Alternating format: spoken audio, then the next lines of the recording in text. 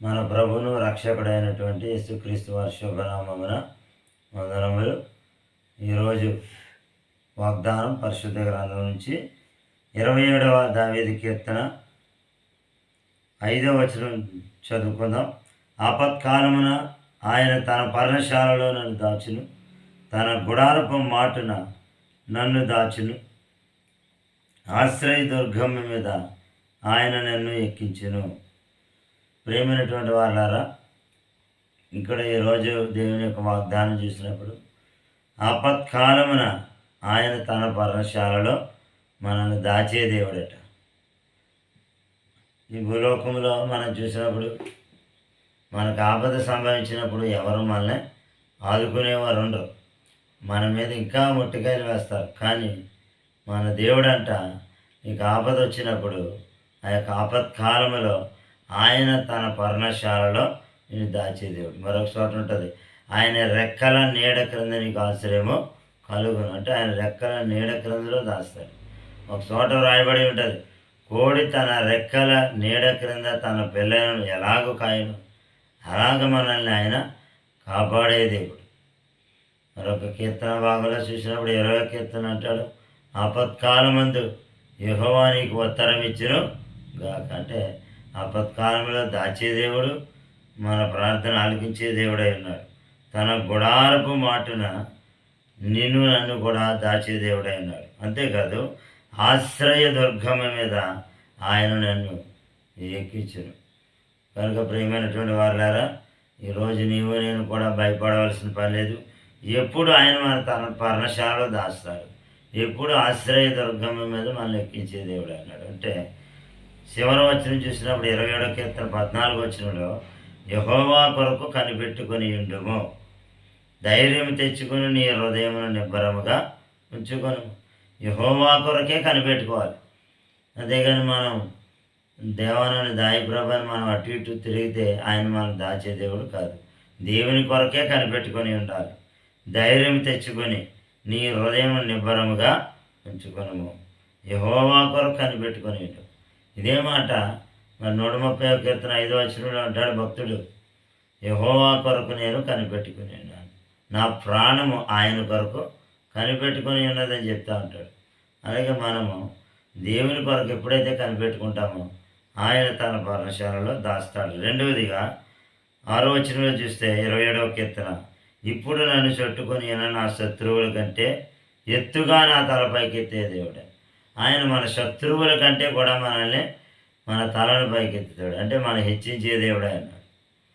ఎప్పుడు దేవుని కొరకు మనము కనిపెట్టుకొని ఉన్నప్పుడు ఆయన గుడారములలో నేను ఉత్సాహధ్వని చేర్చి బలుడు అర్పించేదను, నేను పాడేదను, యెహోవాను గురించి గానము చేసేదను. మూడవదిగా చూసినప్పుడు ఆయన మనల్ని శత్రువుల కంటే ఎత్తుగా హెచ్చించే దేవుడు. ఇక్కడ 3వ మాట, యెహోవా నేను నా కంఠధ్వని ఎత్తి నిన్ను ప్రార్థించినప్పుడు నా మనవి ఆలకించము. 7వ వచనంలో ఇక్కడ భక్తుడు అంటా ఉన్నాడు, మన కంఠధ్వని ఎత్తి అనగా మన స్వరం ఎత్తి ప్రార్థించాలని, అప్పుడు ఆయన మనకి ఉత్తరం ఇస్తాడు. అంతేకాదు 10వ వచనంలో చూస్తే, నా తల్లిదండ్రులు నన్ను విడిచినను యెహోవా నన్ను చేరదీయును. ఆయన మన ప్రార్థన ఆలకిస్తాడు. మన శత్రువుల కంటే మన తల పైకెత్తే దేవుడు. మన తల్లిదండ్రులు ఒకవేళ నిన్ను విడిచిపెట్టిన, వాళ్ళు గతించిపోయినా యెహోవా నిన్ను చేరదీసే దేవుడు, ఆదుకునే దేవుడు. 11వ వచనం అంటాడు, యెహోవా నీ మార్గమును నాకు బోధించము. ఆయన మార్గాన్ని మనకు ఉపదేశిస్తాడు. నా కొరకు పొంచి ఉన్న వారిని చూసి సరళమైన మార్గమును నన్ను నడిపించము. ఇంకా 13వ వచనం అంటాడు, సజీవులున్న దేశమున నేను యెహోవా దయను పొందుతున్న నమ్మకము నాకు లేని ఎడల నేనేమైపోదును. అప్పుడు సజీవులున్న దేశమున దేవుడు మనల్ని కాపాడే దేవుడు, ఆయన దయను చూపించే దేవుడు అన్నాడు. కనుక మనము భయపడక ఆపత్కాలమందు ఆయన తన పర్ణశాలలో దాచే దేవుడని, మన శత్రువుల కంటే మన తల పైకెత్తే దేవుడు, మన ప్రార్థన ఆలకించే దేవుడు, మన తల్లిదండ్రులు అనుకున్న వాళ్ళందరూ విడిచిపెట్టిన ఆయన సేరదీసే దేవుడని చక్కని మాటలు ఈరోజు దేవుడు మనతో మాట్లాడి ఉన్నాడు. ఈ మాటల చేత మనము బలపరచబడతాము గాక. ఆమె పరిశుద్ధాత్మ దేవుడానికి వందన. సమయంలో ప్రభా నీ మాటలు మాకు వినిపించారు. ఈ మాటల ద్వారా మా జీవితాల్లోనైనా గొప్ప కార్యములు చేయండి. కాలంలో నీ యొక్క పర్ణశాలలో మమ్మల్ని దాయండి. మా శత్రువుల కంటే తలపైకెత్తి వాడమని మీరు మాట్లాడారు. మా ప్రార్థన ఆలకించే దేవుడు అని మాట్లాడారు ప్రభా. ఇదిగో అట్టి కృపను మాకు దయచేయమని ప్రార్థించుచున్నాం. ఇదిగో ఈ దినం ప్రభా నాయన ఈ మాటలు వించిన ప్రతి ఒక్కొక్కరు ఆశీర్వదించండి. ఈరోజు ఎవరైతే బర్త్డే నాయన మ్యారేజ్ డే కార్యక్రమాలు చేసుకుంటున్నారు అట్టి కుటుంబాలను దీవించి ఆశీర్వదించమని ప్రార్థిస్తున్నాం. ఇంకా సంఘబిడ్డలు ఎక్కడెక్కడ ఉంటున్నారు, ఏ దేశాలు ఏ రాష్ట్రాల్లో ఎక్కడెక్కడ ఉద్యోగాలు చేస్తున్నారు, సేవలు చేస్తున్నారు, బయట దేశాల్లోని బిడ్డలు కూడా జ్ఞాపకం చేసుకోండి ప్రభా. వారి అవసరాలు తీర్చండి.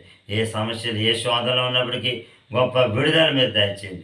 ఈ మాటలు వినిచిన ప్రతి ఒక్కొక్కరిని స్వస్థపరిచమని ఆయన వారి కుటుంబాల అవసరాలన్నీ తీర్చండి. ఉద్యోగాలు లేని వీళ్ళకి ఉద్యోగాలు దయచేయండి. వివాహాలు జరిగించండి. గర్భిణీలకు ఈజీ డెలివరీ మీరు దయచేయండి. బిడ్డలు లేని గర్భాలు తెరవమని ప్రార్థిస్తున్నాం. అందరూ అప్పులతో ఉన్నారు, అప్పులు తీర్చండి ప్రభా. ఎవరికి బాకీలు రావాలో బాకీలు రావడానికి సహాయం చేయండి. మంచి గృహాలు మంచి స్థలాలు మీరు దయచేయండి. ఇదిగో నాయన ప్రభా జరగబోతున్నటువంటి క్రిస్మస్ వేడుకలు ప్రపంచమంతా ఘనముగా జరిగించండి. డిసెంబర్ 19 సంవత్సరంలో క్రిస్మస్ పండుగ ఘనంగా జరగాలి. కొన్ని వేల మంది రావాలి, మారాలి, అద్భుతాలు జరగాలి. ఖచ్చితంగా డిసెంబర్ 24 క్రిస్మస్ ఘనంగా జరిగించండి. కొన్ని వేల మంది రావాలి, మారాలి ప్రభు నాయన. ఇదిగో నాయన ప్రభా ప్రతి బిడ్డను నీ మాటలు వించిన ప్రతి ఒక్కొక్కరిని దీవించి ఈ దినమంతా నీ కాపుదల వారి బిడ్డల ప్రయాణాలు వారి బిడ్డల రాకపోకల్లో క్షేమము భద్రతను మీరు దయచేయమని యేసు నామములో అడుగుచున్నాము తండ్రి. ఆమేన్.